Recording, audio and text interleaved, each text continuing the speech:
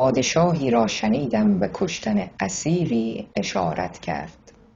بیچاره در آن حالت نومیدی ملک را دشنام دادن گرفت و سقط گفتن، که گفتند هر که دست از جان بشوید، هر چه در دل دارد بگوید. وقت ضرورت چو نماند گریز، دست بگیرد سر شمشیر تیز. اذا یأس الانسان طال لسانه، کالنور مغلوب یصول علی الکلب. ملک پرسید چه میگوید؟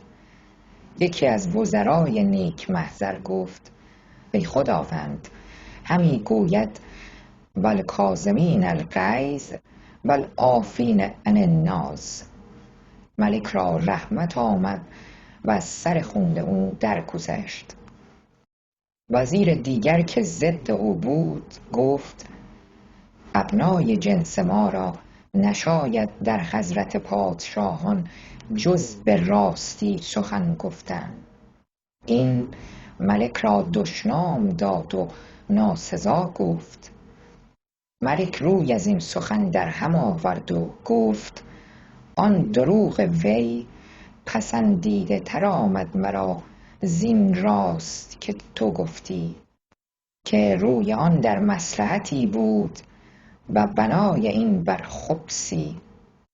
و خردمندان گفتند دروغ مصلحت آمیز به که راستی فتنه انگیز. هر که شاه آن کند که او گوید، حیف باشد که جز نکو گوید. بر طاق ایوان فریدون نوشته بود جهان ای برادر نماند به کس. دل اندر جهان آفرین بند و بس. مکن تکیه بر ملک دنیا و پشت، که بسیار کس چون تو پرورد و کشت.